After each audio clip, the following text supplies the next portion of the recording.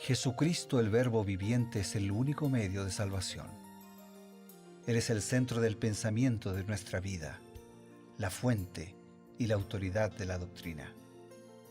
El principal propósito de la vida de Cristo fue la obediencia a los mandamientos, exaltando la ley de Dios como un reflejo de su carácter.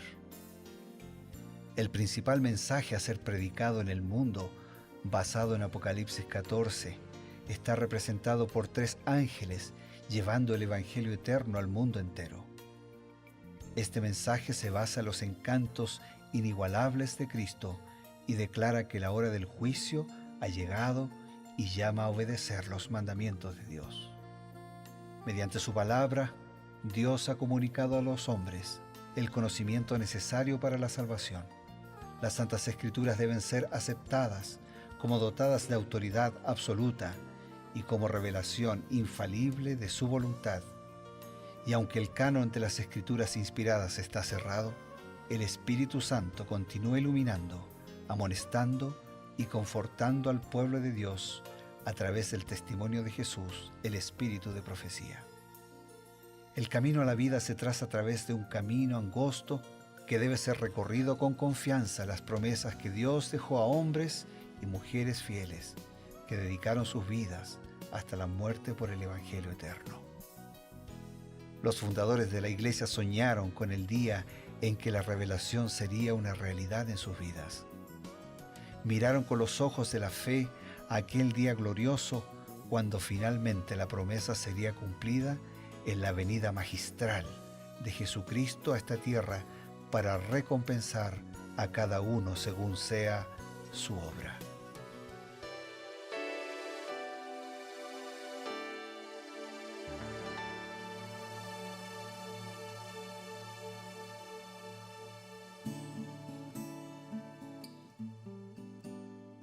Qué grato, queridos amigos, tener la oportunidad de encontrarnos, como cada día, a través de Nuevo Tiempo, la señal de esperanza, para compartir unos minutos de reflexión, de búsqueda de la palabra de Dios, del complemento del espíritu de profecía, y lo hacemos siempre con la alegría y con el deseo de poder servirles, y que todos podamos crecer espiritualmente, crecer en la fe y el conocimiento de la palabra de Dios y del Señor Jesucristo. Esto es, creed en sus profetas. Así los saludamos con el cariño de siempre y lo hacemos junto al pastor Bruno Razo. Gracias, pastor. Un privilegio para mí poder acompañarte y gracias por conducirnos. Gracias, amigos, por estar allí como todos los días y que este breve momento de reflexión pueda ser de fortaleza, de estímulo y de compromiso para caminar más cerca de Jesús y más cerca de su regreso. Hoy, Jeremías capítulo 37 con algunos comentarios seleccionados de Elena de White. Muy bien, nos adentramos un poquito en la parte histórica. Jeremías en este capítulo es encarcelado por falsas acusaciones. Sedequías, que había sido colocado por Nabucodonosor para mantener el orden en el pueblo y para que se mantuviesen fieles al gran gobierno del imperio babilónico, y así Dios lo había dicho también, que les convenía por cuanto correspondía a los planes divinos. Sin embargo, Sedequías empezó a escuchar a algunos consejeros que no querían y hacían caso omiso de las profecías de los profetas desde Isaías, que les habían dicho, les conviene estar bajo la sujeción de Nabucodonosor, la sujeción de Babilonia. En medio del asedio, en algún momento, el ejército caldeo, los babilonios, se retiraron y entonces Jeremías le dice, momentito, es solo temporal, porque ya ellos levantaron cánticos de victoria, y entonces Jeremías le dice, momentito, esto es temporal, manténganse leales al rey de Babilonia. Y entonces algunos los acusaron, este está con los babilonios. Incluso en el versículo 13 al 15 dice, tú te has pasado a los caldeos, tú ya te has vuelto... Cambió de equipo. Sí, ¿no? Has desertado. Y entonces Jeremías dice, no, yo no me paso a los caldeos. Entonces lo prendieron, incluso lo azotaron, lo pusieron en la prisión. Y bueno, ¿y dónde estaba Sedequías? ¿Qué hacía? cómo evalúa la conducta de Sedequías la inspiración a través de los escritos de Elena White.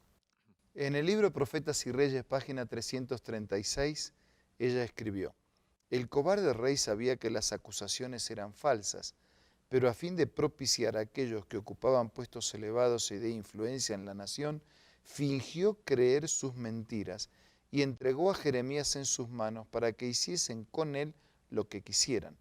El profeta fue arrojado en la mazmorra de Malquías, hijo de Amelec, que estaba en el patio de la cárcel, y metieron a Jeremías con sogas. Y en la mazmorra no había agua sino cieno, y hundiéndose Jeremías en el cieno. Pero Dios le suscitó amigos, quienes se acercaron al rey en su favor y le hicieron llevar de nuevo al patio de la cárcel. O sea, el rey sabía que las acusaciones eran falsas. Por eso lo encarceló cerquita. O sea, si él hubiese pensado que el tema era más grave, no lo habría encarcelado, ¿no? Habría hecho otras cosas.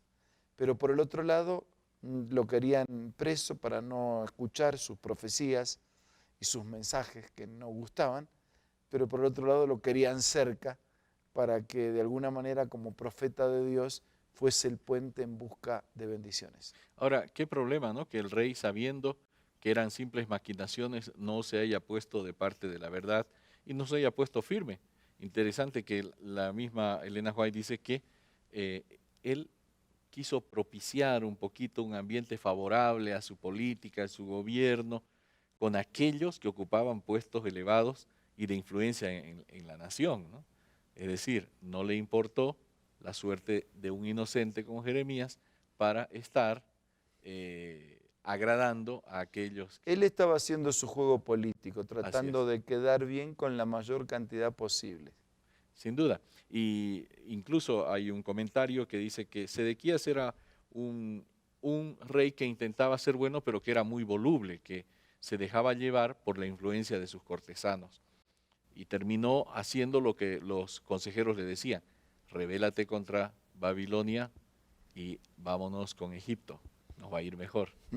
Y le fue totalmente peor, ¿no? Cambiemos de patrón. Sí, y fue peor porque ahí Nabucodonosor se enojó y vino la destrucción final de Jerusalén, ¿no? Un poquito más adelante vemos que la obstinación continúa, ¿no? El rey Sedequías dice que lo sacó y Jeremías le dice a Sedequías: bueno, ahora yo quiero decirte. Interesante el valor de Jeremías, allí por los versículos 17, 18, le dice el rey a Jeremías, Jeremías al rey le dice: ¿en qué pequé contra ti? Contra tus siervos, para que me pusiesen en la cárcel, ¿no? Entonces, Sedequías dio orden, custodiaron a Jeremías en el patio de la cárcel, no quería castigarlo tanto, pero tampoco lo soltaba. Realmente vemos que Sedequías tenía un problema. ¿Y cómo lo define Elena White? En el libro Profetas y Reyes, página 337, lo define así: con lágrimas rogó Jeremías a Sedequías que se salvase a sí mismo y a su pueblo. Fíjate que el profeta no llora por él, sino que está llorando por el otro a quien quiere alcanzar, porque se siente un instrumento en las manos de Dios para salvar al rey y para salvar al pueblo. Con espíritu angustiado le aseguró que a menos que escuchase el consejo de Dios, no escaparía con la vida, y todos sus bienes caerían en manos de los babilonios. Pero el rey se había encaminado erróneamente y no quería retroceder. Decidió seguir el consejo de los falsos profetas y de los hombres a quienes despreciaba en realidad y que ridiculizaban su debilidad al ceder con tanta facilidad a sus deseos. Sacrificó la noble libertad de su virilidad y se transformó en abyecto esclavo de la opinión pública.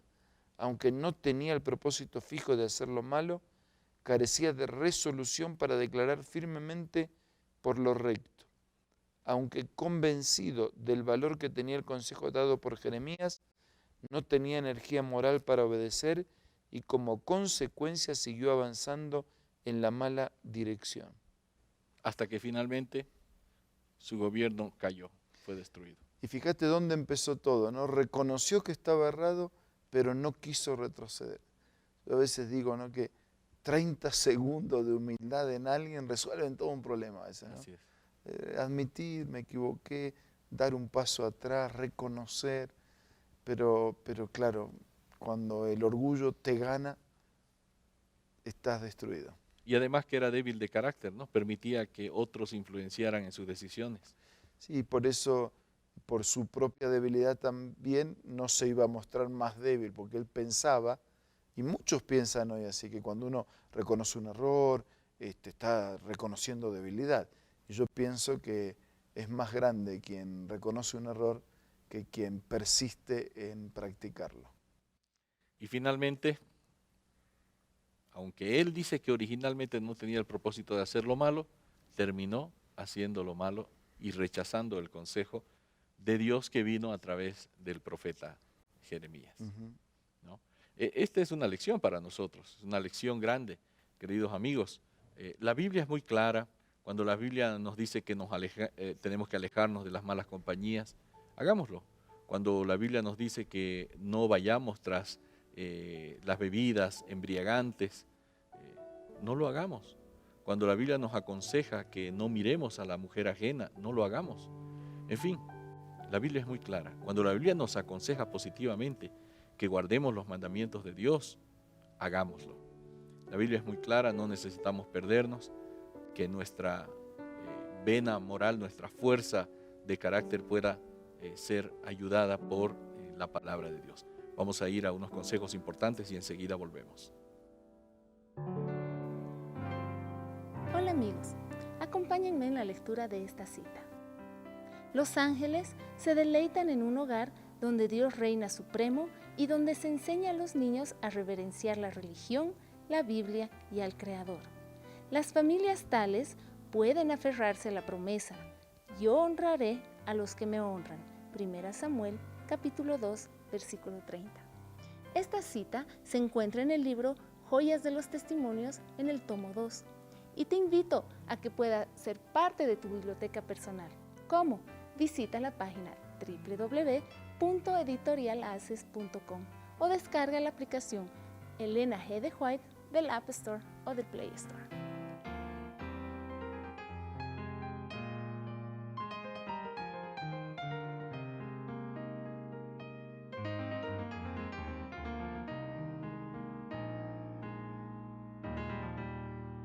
Gracias amigos por continuar en compañía de Nuevo Tiempo. Cada día reservamos estos instantes finales para ofrecerles una nueva invitación. Solo para recordar la declaración bíblica, que es algo así como una exclamación, un clamor, un deseo de parte de Dios. Oh, si hubieras mirado mis mandamientos, fuera entonces tu paz como un río y tu justicia como las ondas de la mar. Que podamos estar atentos a continuar avanzando en el camino que Dios ha establecido. Y si en alguna cosa hemos cerrado el camino, que podamos también tener la suficiente humildad y grandeza para volver sobre nuestros pasos y hacer la voluntad de Dios. Ahora vamos a orar. Señor, ayúdanos a avanzar contigo siempre hacia adelante. Si en alguna cosa hemos errado, ayúdanos a retroceder. Ayúdanos a ser convertidos por tu gracia, a modificar, a cambiar y a alinearnos totalmente con tu voluntad y tu palabra. Te pido, te agradezco todo en el nombre de Jesús. Amén. Amén. Esto ha sido Creer en sus profetas para el día de hoy, un capítulo este día, mañana otro capítulo con el complemento del espíritu de profecía. Nuestra cita entonces será el día de mañana, como ya lo mencioné, pero siempre Dios mediante, porque sin Dios no podemos hacer nada, con Dios estamos listos a hacer todo. Hasta mañana con la compañía de Nuevo Tiempo, la señal de esperanza.